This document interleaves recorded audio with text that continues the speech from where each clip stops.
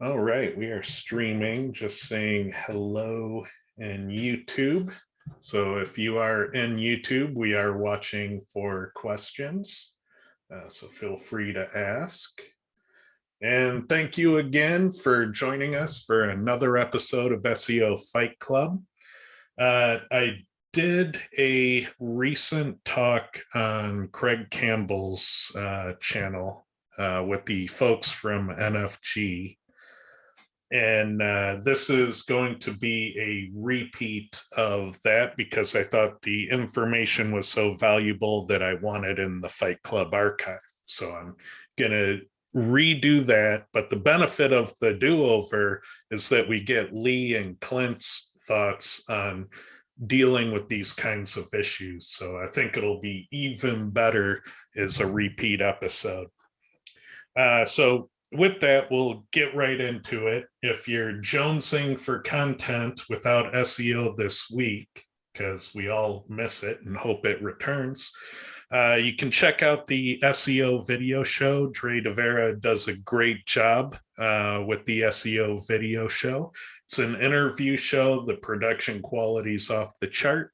So if you're looking for more SEO content, just go to YouTube and search for it by name. SEO video show.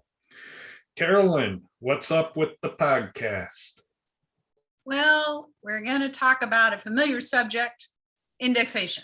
Uh-oh, right. So any spoilers beyond that, or we just have to listen to find out? Yeah, I think that would be better. Okay. Well, if you want to learn something new about indexation, check out Carolyn's podcast. It's on just about every platform. You can search for it by name in Google. And the new episodes always air at 8 a.m. on Fridays, 8 a.m. Eastern or Pacific? Central, actually. 8 a.m. Central Time on Fridays. So check that out. I've already caught up on all the episodes, but if you haven't seen it yet, well, you got a podcast you can binge listen to. So do check it out.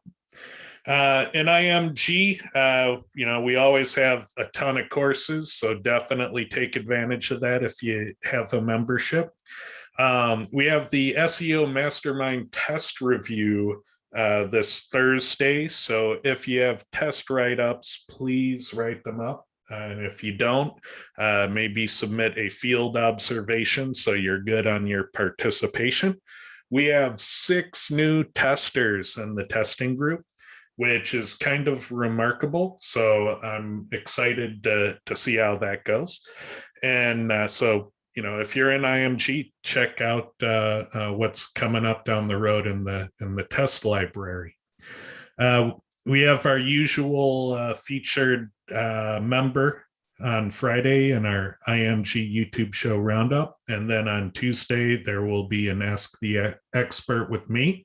Nothing is off limits, so you can ask me any questions in SEO and I'll give you the best, most honest answer I can about anything.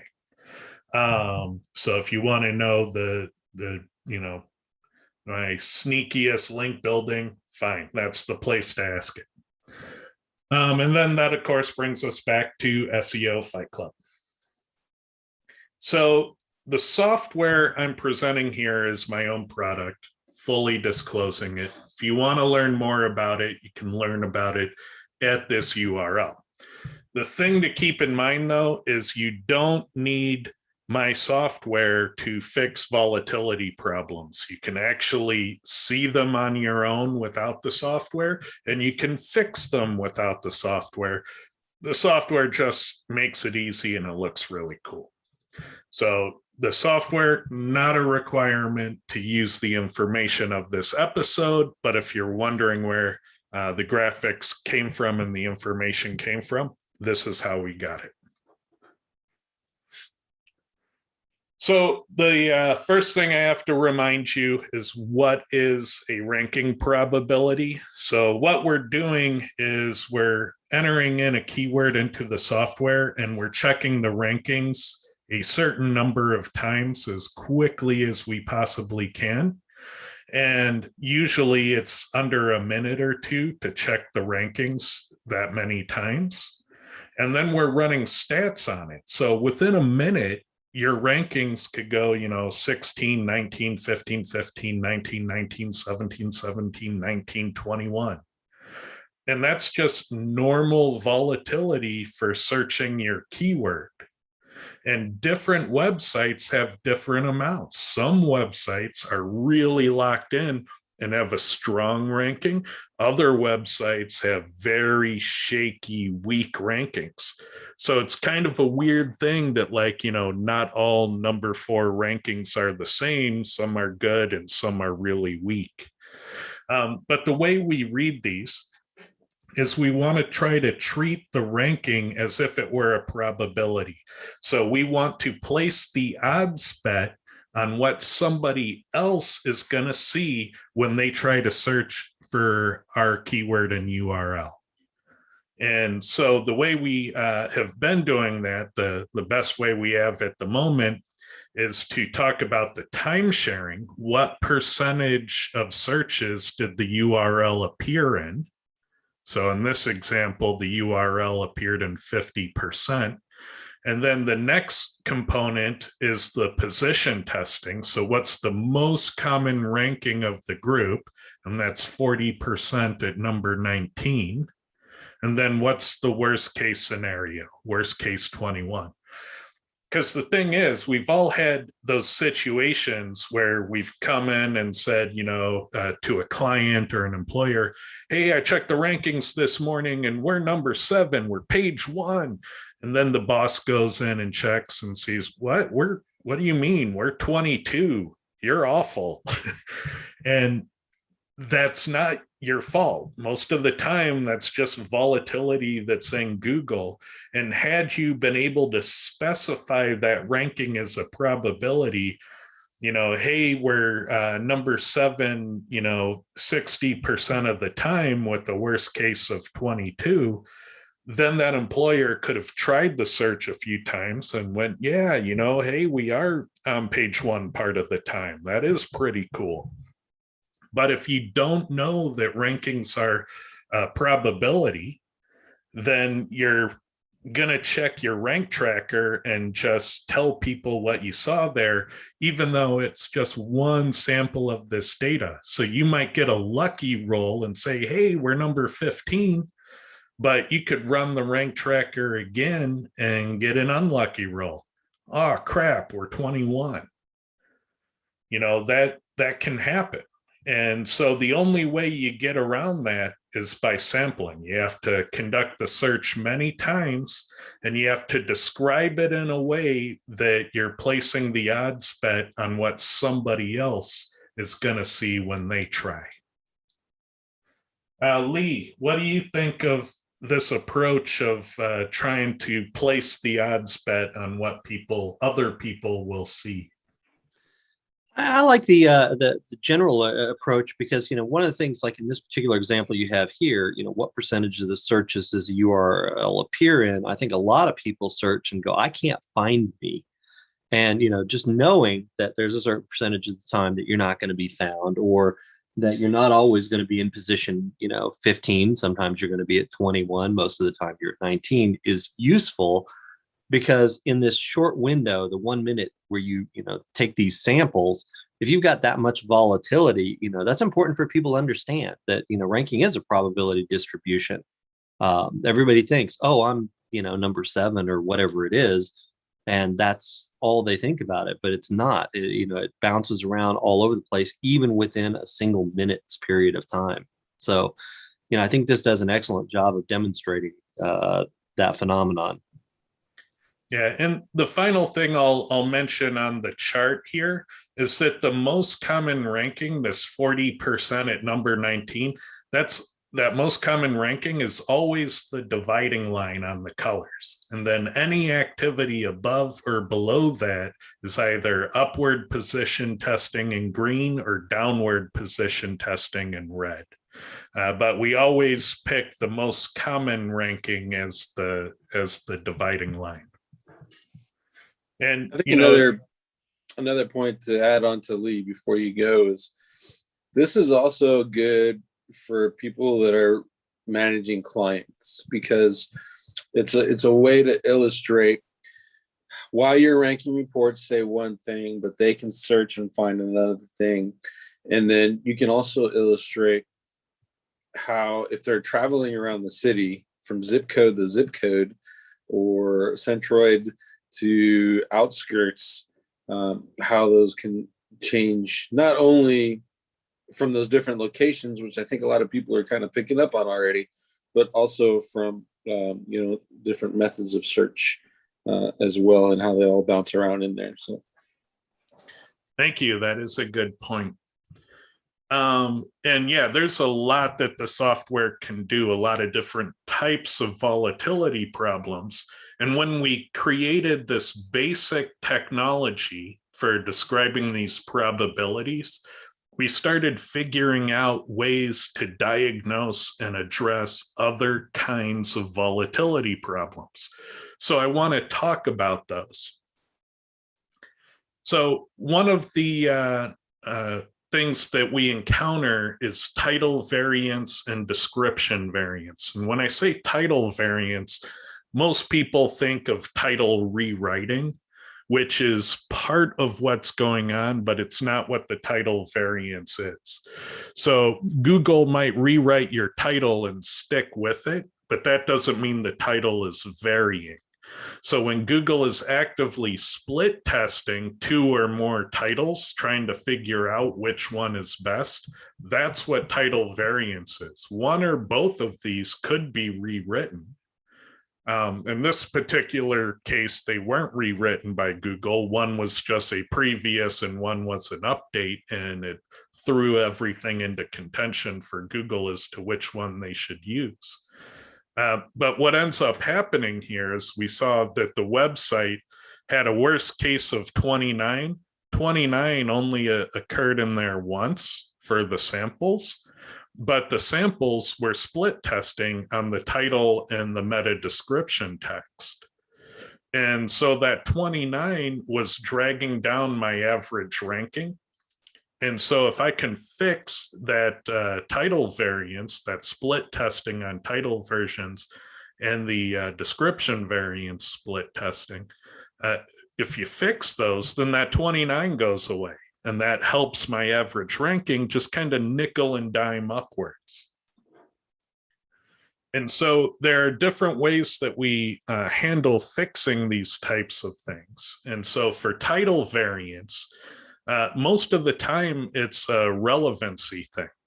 So here I had the classic title of keyword and brand, or product name and brand, and it's a common pattern, but it's not necessarily a great contextual pattern. So I switched to a more wordy sentence style one, and guess what? The more wordy sentence style one ranks much better. Google wants to show it more, and it has a higher ranking. And so the key thing to keep in mind here is that you want to tune your title tag.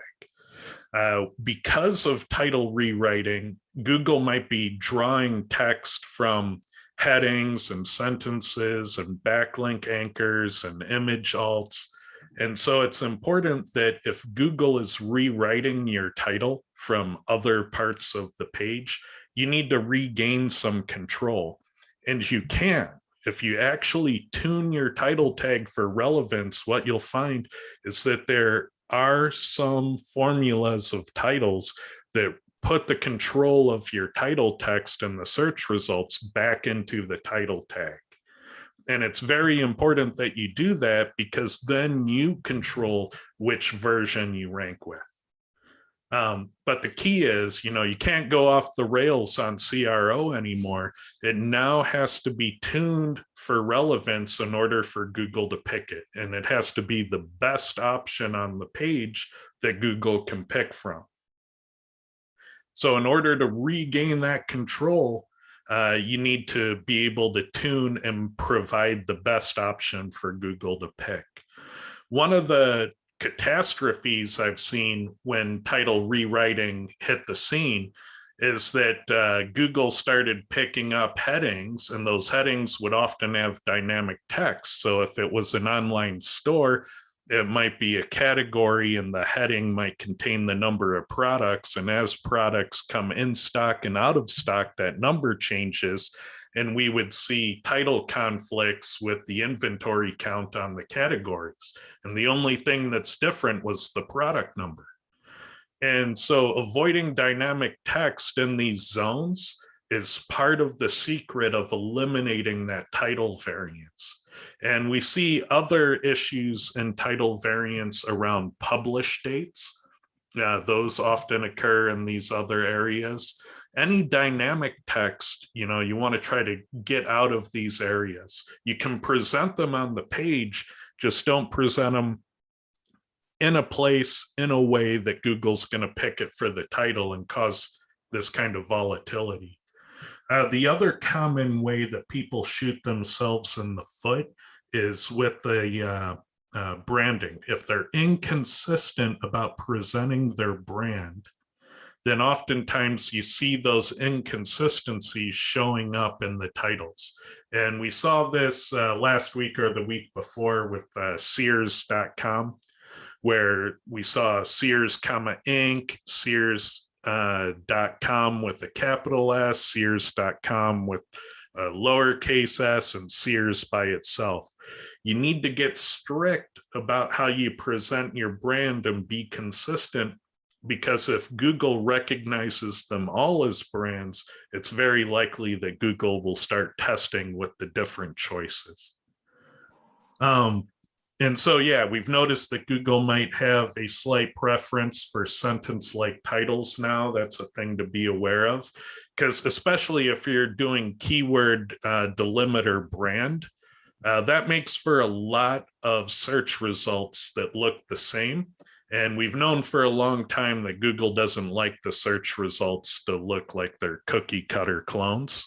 So Google wants things that look unique and different from one result to the next.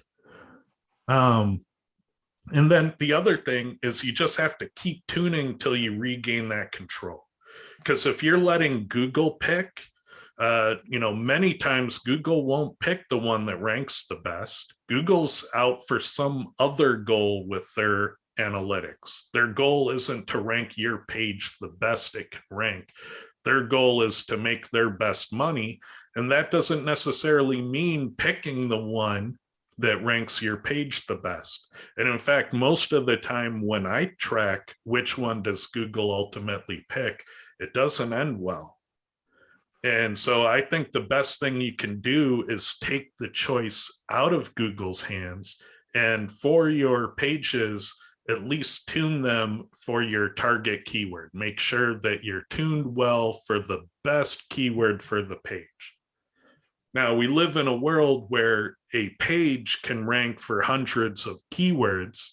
And so obviously on those other keywords, on that accidental SEO, those one, Google is going to have to pick the text, but at least for your target keyword, your intentional SEO, you should be in control and tuning the page for that. And so, yeah, just keep tuning it until you gain that control, because you don't want to roll the dice by letting Google pick. And yeah, we talked about avoiding similar titles. So what do you think about this, Clint? Yeah, I agree with everything in there. One thing I will add is that Google is picking kind of by niche. You can see how the machine learning is looking at specific zones in niches. So we have a tool at rankgear.com. It's free. You can go in there and drop a keyword in. It'll look at the top 10. It'll compare the meta title tag to the actual title in the SERPs, and then it'll try to identify where it got it from. And that'll help you accomplish all of what Ted's showing you here. Nice. And, in a coming week, if you want to do a show and show those tools, that would be great, especially if they're free. I think people would love seeing that. Yeah, for sure.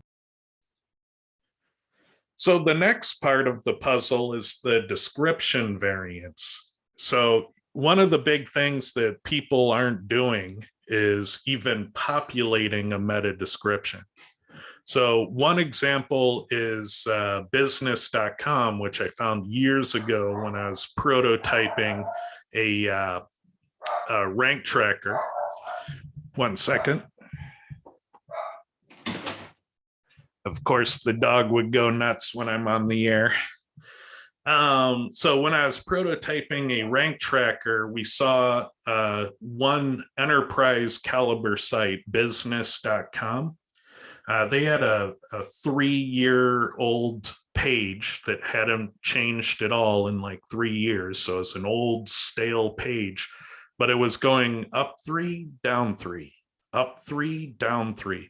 And we are doing HTML change detection on the page going, why is the ranking changing? They're not changing anything on this page. Nothing on their page was changing and the ranking was going up 3, down 3. And we noticed that in the search result that Google was split testing the description. And based on which description Google was picking to split test with, the ranking would change. And so Google had basically found 2 descriptions that it thought were good, but they were so close in score, it couldn't pick. So it got into a process where it was just forever testing one and the other. And site-wide on business.com at the time, they weren't populating meta descriptions for any of their new content. They had abandoned the tag and they were adding this kind of volatility into all their pages. And business.com has like 250,000 pages at the time. And that's a lot of volatility site-wide. And it's not always as nice as up 3, down 3. Sometimes it's up 10, down 10. Sometimes it's in the search results, out of the search results. We've seen it manifest to a lot of different extents. Now, normally it's in the realm of up 3, down 3, and up 10, down 10. So like in this case, it's switching between 23.3 and 29 on average rank. But it can be worse than that. It can be better than that. But if you're not populating your meta description, you're just really kind of rolling the dice and doing random SEO. Now, again, if you do tune it, you have to tune it for your, ideal keyword for the page. Because obviously pages rank for lots of things and you can only intentionally tune it best for one. So your best keyword ought to be represented when you do this. And again, these meta descriptions, they also come from a variety of sources. I haven't seen them come from backlinks yet, but I have seen them draw from the title. I've seen them draw from headings and other sentences. I've seen them draw from image alts as well. Should have added that one. And again, you want to avoid dynamic text in these zones where Google is picking from. And the most common dynamic text that you'll see in there is a publish date. And Google has a terribly long memory for these things. One example we found several weeks ago was a page that was like 4 years old, and Google was split testing 2 meta descriptions that were 1 day apart from 4 years ago. And we could see it because the thing that was different between the 2 meta descriptions was the publish date. And they were so evenly scored, Google couldn't pick which one. And 4 years of split testing goes by. And so, if you see that, like that's 4 years of volatility just because they had that dynamic text in there. So if you find that you're in that situation, you could tune your meta description so that you regain control and that dynamic text on the page isn't the best one that gets selected. So I highly recommend you regain control. And then if you have that long memory issue, just cycle a different meta description, every couple days until you cycle through 4 or 5, and odds are you will cycle the past out. And then at that point, you just gotta pick the winner that Google won't have questions about. And normally, if you tune for relevance, that does the trick. That's kind of how you regain control in these zones. What do you think, Lee? I think this is scary, honestly, because if you look at like business.com, for if there were, going back and forth, the +3, -3 was between positions 1 and 4, for example. Position 1 gets 20% of the clicks for that keyword. Position 4 gets about 5% of the clicks for that keyword. That's a 4x change in traffic, based on which one that Google settles on. And part of what you've seen with your tool is that they don't always pick the best one. So here, where you're looking at this particular example, where you've got a 6 position difference, how do people feel about being in position 3 versus position 9, or position 9 versus position 15? Those are huge differences in traffic. Now, on a larger site, maybe it evens itself out, maybe it doesn't. But if you've got a smaller site, and you're just trying to rank, for a specific product or, a specific service, those are huge differences in your traffic and call volume. So leaving it up to Google is a dangerous proposition. Yeah, and I think it depends what you're doing. Like if you have a product page or a category page and there is clearly a most important keyword, then you really want to control it. But if you have a skyscraper blog post and really any one of 100 keywords could be the one, then I could understand if it's less important to you in that context. But even still, just for practicing intentional SEO instead of accidental SEO, you probably ought to control your situation so you can at least claim credit that it ranks where it does because I wanted it to. That's really what SEO is. If it's down to luck, if it's like, well, I'm gonna write something and pray it works and hope that Google does the right thing, well, I mean, we can all do that for free. Ideally, we'd want our SEOs to kind of eliminate the volatility and kind of deliver a consistent result. Now, it doesn't have to be, I guarantee page, rank 1, page 1, that's silly. It's hard to maintain those even when you're up near those positions. But you at least ought to be able to say, hey, I see we're time sharing at 50%. We ought to fix that, and then actually do something to fix it, eliminate the volatility.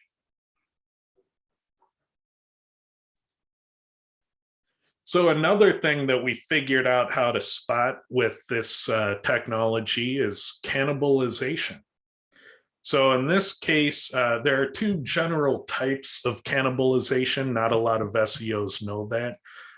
This type is host name cannibalization. This is when you have one page that has multiple URL forms, and you find that one page competing with itself in search. And so this can happen when you have different rules in play for protocol, 1 or 2 or more different host names affected by subdomains. It can happen if you're using parameter strings or URL fragments at the end of the URL. So there's a number of ways that you can trigger this page competes with itself type of cannibalization.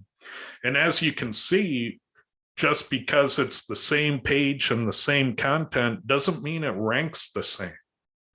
So here I have the exact same page, just dub, dub, dub, and no dub, dub, dub.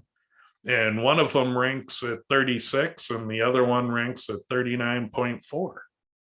Exact same page. There is no difference other than the dub, dub, dub in the URL. And so that is a form of cannibalization.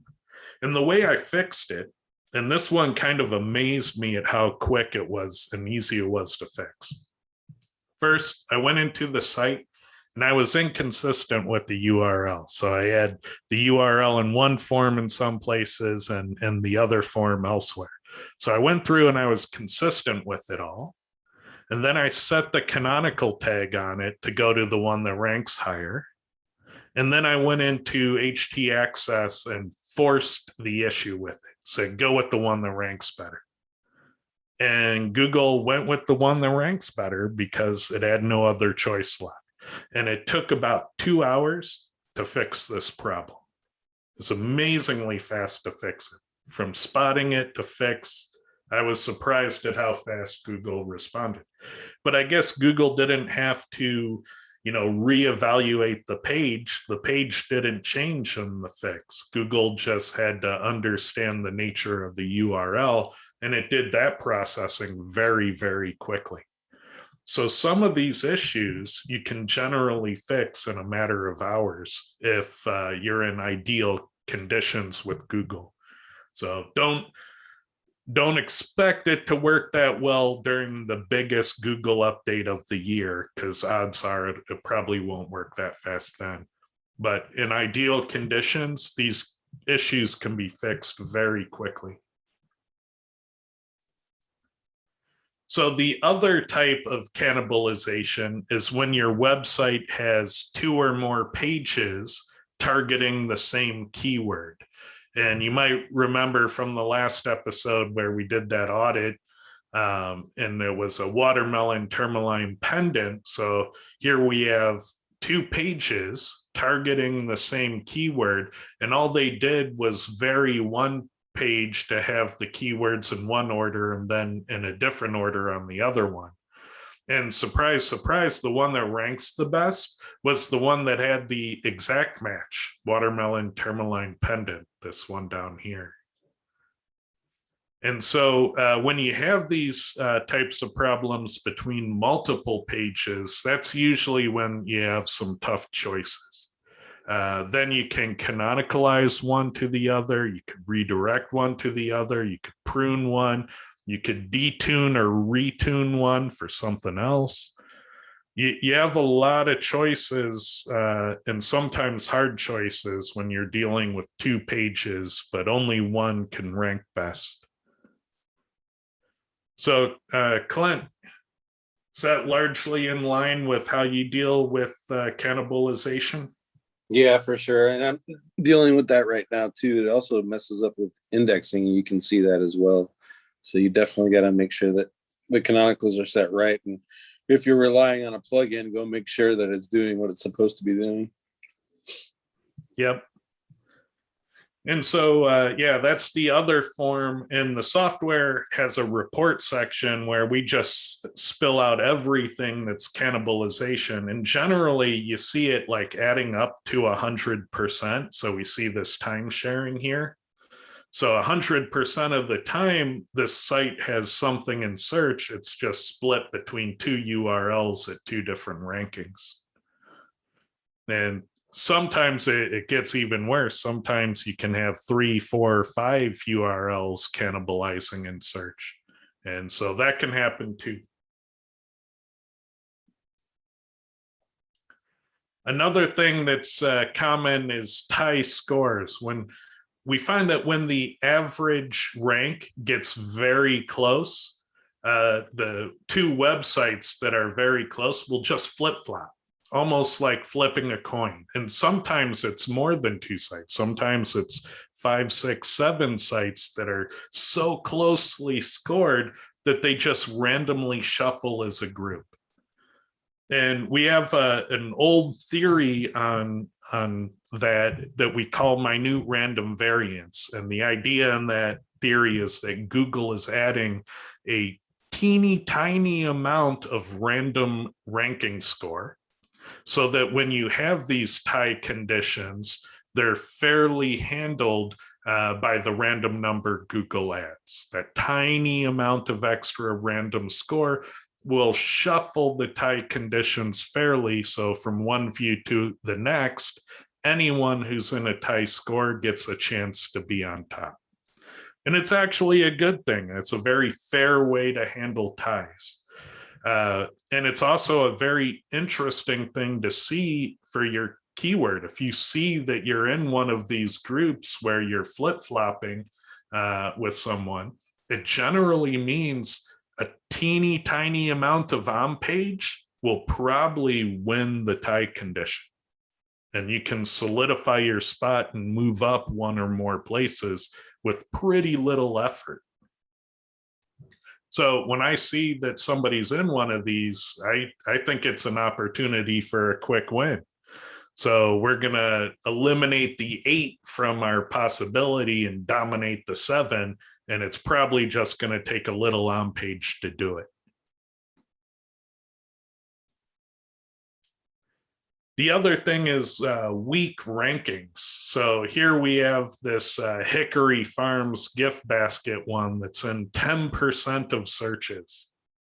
So that's horrible. So it's ranking well. It's page 1, it's number 7, but it's only appearing 10% of the time for the keyword. Now, what's happening is that it's 10% of the time it has 2 URLs, and the rest of the time it has 1 URL. But if we pretend for now, use our imagination, that this is somebody else's website and is a different one, you can be all by yourself at 10%. That does happen. And you can do on page and turn that 10% time sharing into better than 10% time sharing. It usually has a lot to do with not being relevant enough for the keyword. So Google thinks you're a contender for the keyword and wants to test you in at that location, but you don't quite qualify. And that's kind of what's happening here, is Google keeps hoping you'll qualify, but you don't. You haven't earned your spot. And so when you see that you're time sharing, you probably want to get aggressive with relevance tuning. Because that's what's going to get you to that 100%.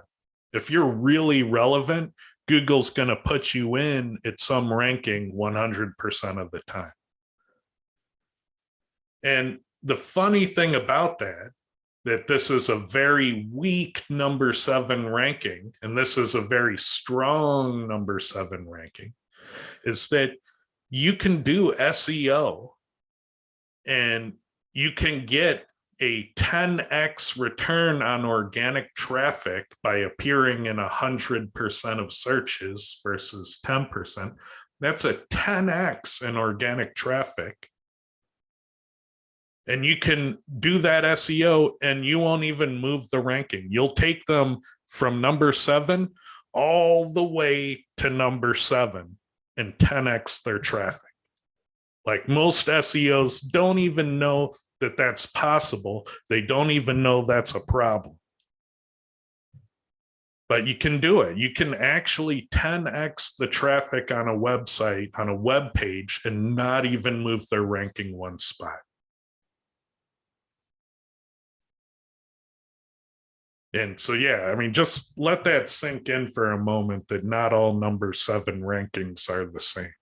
And how do you do it? You typically, to fix this, you're going to be doing a lot of on page, because these people, they earn their spot. You haven't earned it here. Google is just kind of trying you out, but saying you don't quite qualify. And so if you see that type of time sharing, then, you know, that's definitely something that you need to get serious about if you want to fix it. In this example, is that it's also could also be cannibalization, right? So how, from an e-commerce perspective, how would you make a decision? You want to show that specific gift basket that they're trying to show versus your category gift baskets. Yeah, this could be cannibalization depending upon which one you want to have rank 100% of the time. And if it's this one you want to have rank, then yeah, it's definitely cannibalization. If it's this one, then it's just kind of a 10% bonus. So cannibalization depends on the goal.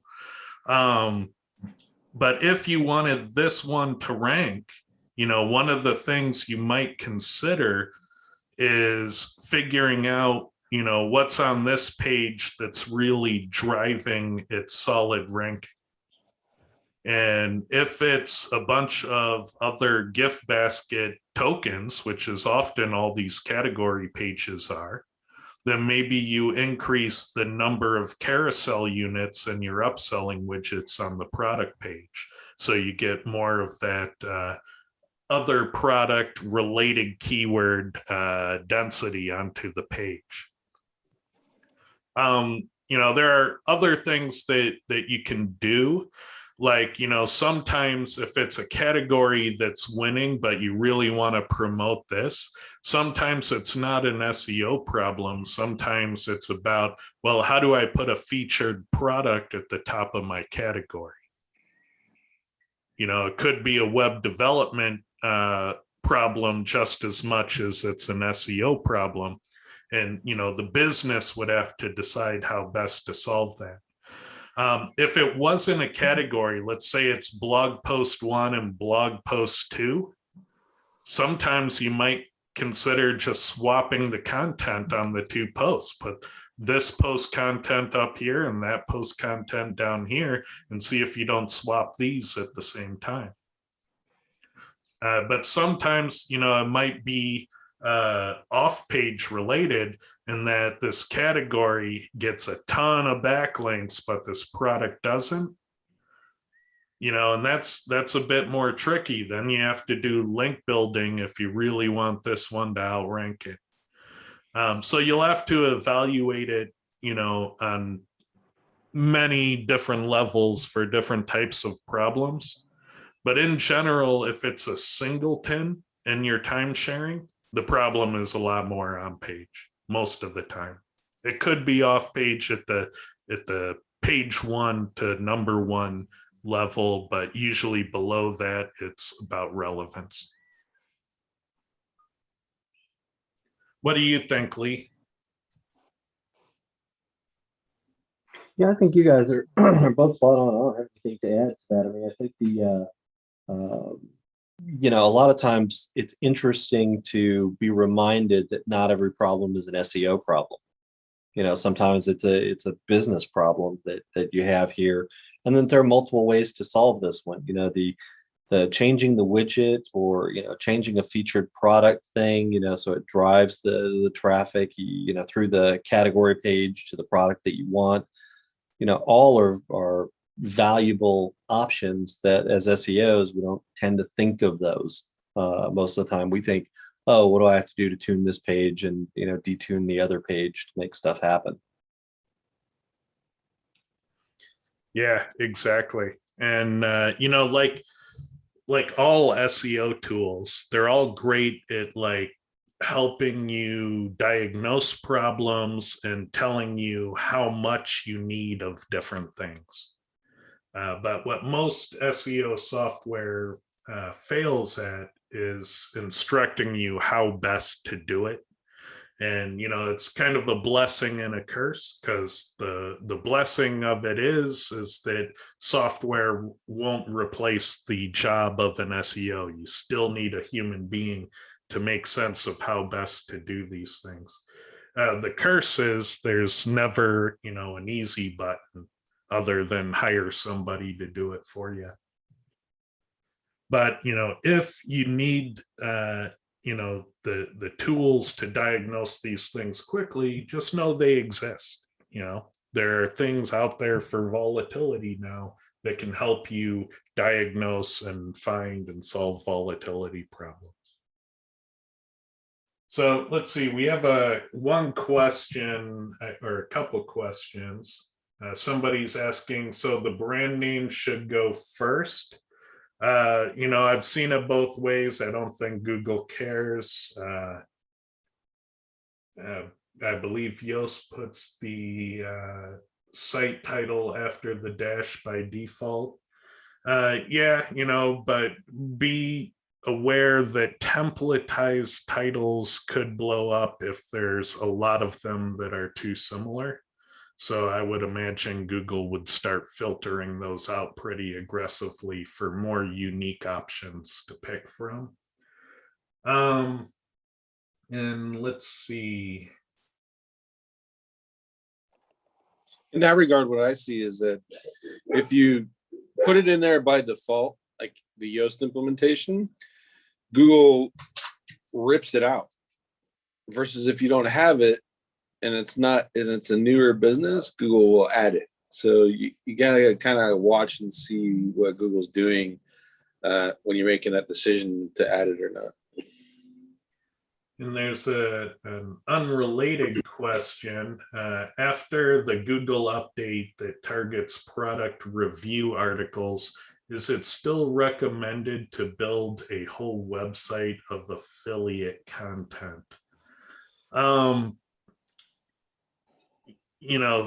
two things there. I don't think you need to build entire websites to rank for a keyword.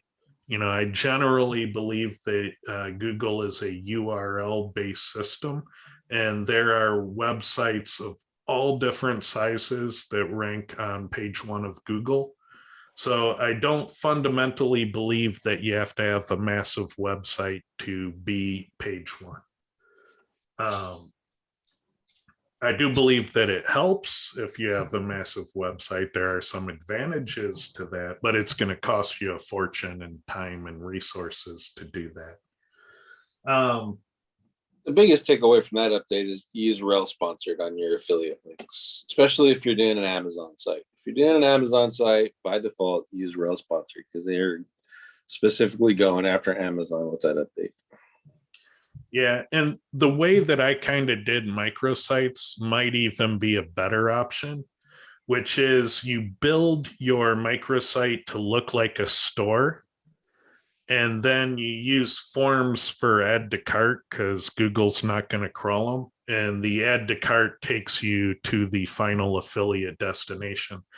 That way, when Google crawls the site, they have no business even knowing that there are affiliate links. Yeah.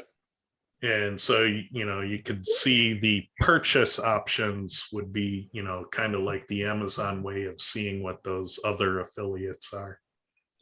Yeah, I'm not seeing many people using those microsites anymore, but if you kind of want to know what Ted's talking about, it's called Google Sniper sites is what they used to be called. And they're essentially almost one pagers that talk about the product.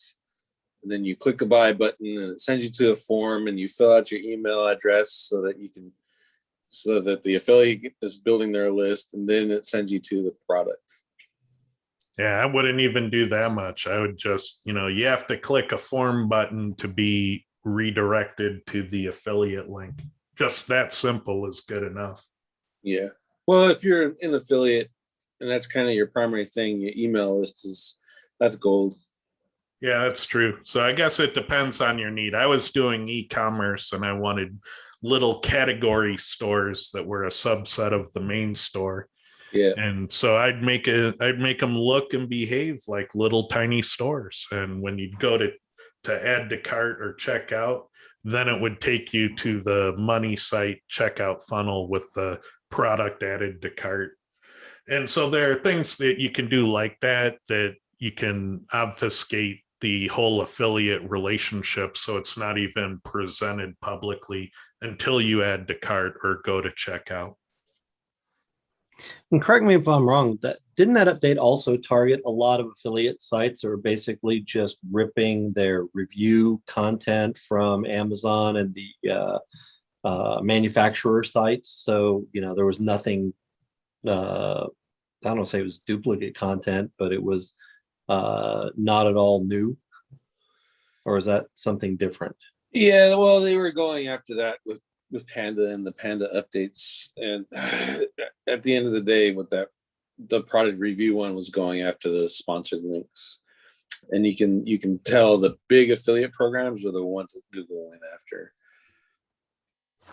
because they want those big sites paying for traffic, right? And if all their affiliates are getting all that traffic for free, that's bad for Google because that lowers their ads.